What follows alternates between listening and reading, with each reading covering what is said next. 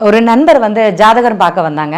அவங்களுடைய கேள்வி ரொம்ப எல்லாருமே தெரிந்து கொள்ளக்கூடிய ஒரு கேள்வியாக இருந்தது. நம்ம எல்லாருமே பேச்சுவாக்கில் கேட்போம், நான் என்ன கர்மா வாங்கி பிறந்தனோ, ஏன் இந்த கஷ்டம் அனுபவிக்கிறேனோ அப்படிங்கிற கேள்வி. உண்மையிலேயே ஒரு ஜாதகம் நம்ம லக்னம் அனுசரித்து அந்த கர்மாக்கள் அப்படிங்கிறது தான் நம்ம பிறந்திருக்கோம். அந்த கர்மாவை நம்ம எப்படி தீர்க்க போகிறோம், அதை நம்மளால் தீர்க்க முடியுமா? கண்டிப்பாக தீர்க்க முடியும்.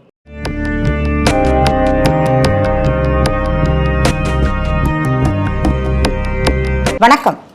அக்ஷய லக்ன பத்ததி ஜோதிடர் ஸ்ரீ குரு உமா வெங்கட். ஒருத்தங்க லக்னம் மேஷ லக்னமாக இருந்தது அப்படின்னா அவங்க என்ன கர்மாவில் பிறந்திருக்காங்க அப்படின்னா தாய் வழி கர்மாவில் பிறந்திருப்பாங்க. இவங்க முன் ஜென்மத்தில் தாயால் ஏற்பட்ட ஒரு நிகழ்வால், அவங்களுடைய ஒரு திருப்தி இல்லாமையால், அந்த தாய்க்கு ஏதோ கடன் வைத்ததுனால ஏற்பட்ட ஒரு பிறப்பாக இந்த ஜென்மம் அவங்களுக்கு அமையும். சரி, நீங்கள் அக்ஷய லக்னத்தில் மாற்றம் அடையுது, இந்த கர்மா இந்த காலகட்டத்தில் அவங்க என்ன கர்மாவில் இயங்குறாங்க, இந்த கர்மாவை அவங்க எப்படி கழிக்கிறது அப்படிங்கிற ஒரு கேள்வி இருக்கும். பொதுவாக பொதுவுடைமூர்த்தி சார் கர்மாக்களை 3 விதமாக பிரிச்சிருக்காங்க. தாய் வழி கர்மா, சுய கர்மா, தந்தை வழி கர்மா. நான் இப்போ எந்த கர்மாவில் இயங்குறேன் அப்படிங்கிறது உங்களுடைய ஜாதகம் இங்கே குறிகாட்டும். சிலருக்கு இப்போ கன்னியா லக்னமாக இருந்தது அப்படின்னா அந்த ஜாதகர் என்ன கர்மாவில் இயங்குவார்னா தந்தை வழி கர்மாவில் இயங்குவார். அந்த ஜாதகர் தந்தை வழி கர்மா அப்படிங்கிற ஒரு இடத்துலேருந்து இயங்குவார். இவங்க என்ன பண்ணுவாங்கன்னா, இந்த தந்தையை முறையாக வழிபடுதல். அப்பாவுக்கும் அவங்களுக்கும் பிரச்சனையாக இருக்குமானா பிரச்சனையாக இருக்கும். இந்த சின்ன குழந்தையிலேருந்து பாருங்கள், ஒருத்தங்களுக்கு கன்னியா லக்னம் போகுது, அப்பாவுக்கும் பையனுக்கும் பெரும் போராட்டம். அப்பா படிப்படிம்பார், பையன் இல்லை படிக்க மாட்டேன், நான் கொஞ்சம் ஜோவியலாக தான் இருப்பேன், ஊர் சுற்றிட்டு தான் இருப்பேன்பாங்க. இந்த 10 வயசுலேருந்து இந்த போராட்டம் அப்படிங்கிறது நடக்கும். பார்த்துருப்போம் நம்ம. 20 வயசு வரைக்கும் இவங்களுக்கு அப்பாவுக்கும் பையனுக்கும் பிரச்சனை இருக்குமானா கண்டிப்பாக பிரச்சனை அப்படிங்கிறது இருக்கும் இவங்களுக்கு. அப்போது இந்த போராட்டம் எப்போ முடியும்? இவங்கள உணர்ந்து நான் செய்தது, எங்கள் அப்பா சொல்கிறது சரி, நான் என்னை எப்படி மாற்றிக்கணும் அப்படிங்கிற ஒரு கேள்வி வந்ததுன்னா, இவங்களுடைய லக்னம் மாறும்போது, இவங்களுக்கு அந்த சுய கர்மான்னு இயங்கும்போது தன்னை மாற்றிக்கக்கூடிய தன்மை அப்படிங்கிறது இந்த விருச்சிக லக்னத்தில் கண்டிப்பாக அவங்களுக்கு ஏற்படும். அது வரைக்கும் அவங்களுக்கு தெரியுமானா தெரியாது. நம்மளை யாரோ இயக்குறாங்க, நம்ம அதை செய்கிறோங்கிற மனப்பான்மை தான் அந்த ஜாதகருக்கு இருக்கும். இந்த நடுவில் 20லேருந்து 30 வயசு வரைக்கும் இவங்க என்ன பண்ணுவாங்க, அம்மாட்ட போய் ஒளிஞ்சுப்பாங்க. அம்மா பேச்சை கேட்கறது, நம்ம என்ன செயல்கள் செய்தாலும் அம்மாவை சப்போர்ட் கொடுத்துக்கிறது. உங்களை எல்லாருக்குமே தெரியும், நிகழ்காலத்தில் நடக்கக்கூடிய ஒரு தன்மை. அப்போ இந்த ஜாதகர் யார் மூலமாக இயங்குறாருன்னா தாய் வழி மூலமாக, அம்மா மூலமாக இயங்கிறது. அம்மாட்ட என்ன சொன்னாலும் கேட்குறது, அம்மாவை சப்போர்ட்டுக்கு கூப்பிட்டுக்கிறது. அப்போ ஒரு ஜாதகத்துலேயும் நாம் என்ன கர்மாவில் பிறந்திருக்கோம், அந்த கர்மா கழிக்கக்கூடிய இடம் எது, அந்த இடத்த நம்ம கரெக்டாக செய்கிறோமா, செய்துட்டு வருவோமான்னு ஒரு செக் நம்ம பண்ணிக்கணும். நம்ம எப்படி பாடி செக்கப் பண்ணிக்கிறோமோ அதே மாதிரி என்னோடய ஜாதகத்தை நான் என்ன கர்மாவில் பிறந்திருக்கேன், என்னுடைய கர்மா என்னவாக இயங்கிறது. சொல்லுவாங்க, என்ன கர்மா வாங்கி பிறந்தனோ, எப்போ கழிக்க போகிறனோ தெரியலேன்னு. கழிக்கக்கூடிய காலங்கள் உங்களுக்கு கண்டிப்பாக உங்கள் ஜாதக அமைப்பு அப்படிங்கிறது இருக்கும். நீங்கள் ஒரு ஜாதகம் எடுத்த உடனே உங்களுக்கு தெரியும், பூர்வ புண்ணியம் சார்ந்த கர்மாக்கள் செய்ய வர்றாங்க அப்படின்னா அவங்களுக்கு அக்ஷய ராசியும் அவங்களுக்கு அங்கே அழகாக வெளிப்படுத்தும்.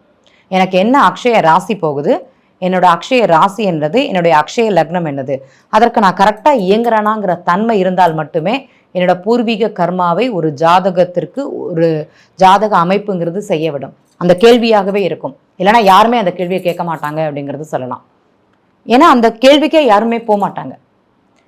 எனக்கு என்னோட அக்ஷய லக்னம் எப்படி இயங்குதோ அதே மாதிரி அக்ஷய ராசி அப்படிங்கிறது ஒன்று இருக்குது. அது கரெக்டாக இயங்கினா மட்டும்தான் என்னோட கர்மாவை நான் கழிக்கக்கூடிய காலமாகவும், அந்த நிமித்தம் அப்படிங்கிறது எனக்கு அங்கே தெரியும். இதுதான் எனக்கு கர்மா செய்யக்கூடிய காலம், கரெக்டாக தான் நான் செய்கிறேன், அங்கே திருப்தி அது ஏற்படுமானா ஏற்படும். அதுக்கு ஒரு நிமித்தம் அவங்களுக்கு காமிக்கணும். உடனே அவங்களுக்கு உங்கள் வீட்டில் சுப நிகழ்வுகள், ஒரு புதிய சந்தோஷம், ஒரு புதிய வரவு அப்படிங்கிறது அவங்க வீட்டில் இருக்குமானா இருக்கும்.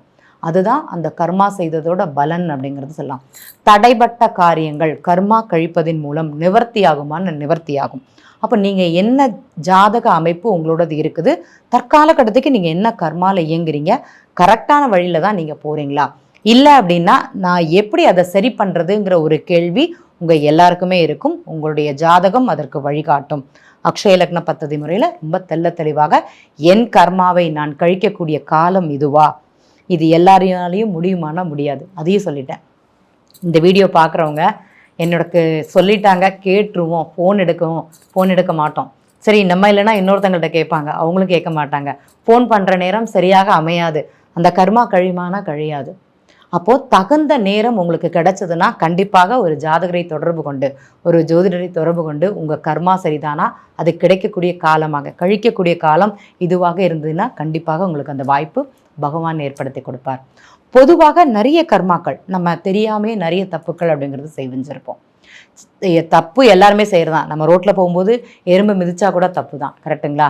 முன்ன காலத்தில் வீட்டில் அரிசி மாவு கோலம் போடுவாங்க. அந்த அரிசியை சாப்பிட சாப்பிட எறும்பு நம்மளுடைய புண்ணிய பாவத்தை கொண்டு போகும்னு சொல்லுவாங்க. ஒரு படி அரிசி எறும்புக்கு கொடுத்தோம் அப்படின்னா 2.5 ஆண்டு காலங்கள் ஒரு அரிசியை அந்த எறும்பு சாப்பிடுமா. அப்போ நமக்கு அந்த தாக்கம், அந்த கர்மாவோட தாக்கம்ங்கிறது அப்படி கரையுமா. என்ன பண்ணுவாங்க, முன்னோர்கள் பித்ருக்களுக்கு அமாவாசை அன்னைக்கு திதி கொடுப்பாங்க. திதி கொடுத்துட்டு பெரியவங்களுக்கு சாப்பாடு கொடுப்பாங்க. ஏழை அன்னதானம் அப்படிங்கிறது நிறைய பண்ணுவாங்க. நம்ம என்ன பண்ணலாம், யாருக்காட்டி உணவு வாங்கி கொடுக்கலாம். உணவு வாங்கி கொடுக்க முடியலையா, ஒரு பிஸ்கட்டோ 2 பழமோ வாங்கி கொடுக்கலாம். ஒரு வாட்டர் பாட்டில் மஸ்ட். நீரும் பழமும் வாங்கி கொடுப்பது ரொம்ப சிறப்பாக இருக்கும். இப்போ ஃபாரின்லலாம் இருக்கிறாங்க, நீங்கள் சாப்பாடு வாங்கி கொடுக்க முடியாது, கரெக்டு தான். அப்போ நான் என்ன வாங்கி கொடுக்கலாம், பிஸ்கட் வாங்கி கொடுக்கலாம், தண்ணி வாங்கி கொடுக்கலாம், 2 பழம் வாங்கி கொடுக்கலாம். உங்கள் கர்மா கழியுமானா கர்மா கழியும். நீங்களே நினைவுபடுத்தி பாருங்கள், நான் எதனால் இவ்வளோ பிரச்சனையை அனுபவிக்கிறேன், எனக்கு எல்லாமே இருக்குது ஆனால் திருப்தி அப்படிங்கிறது இல்லை, எங்கேயோ நான் லாக் ஆகியிருக்கேன், என்னையும் எங்கள் தடைப்பட்டு வச்சுருக்கு. அந்த தடைகளை உடைக்கக்கூடியதான் உங்களுடைய கர்மா. அதை அறிந்து நீங்கள் செயல்படுவது உங்கள் வாழ்க்கையில் மிகப்பெரிய வெற்றிங்கிறது உங்களுக்கு கண்டிப்பாக கிடைக்கும்.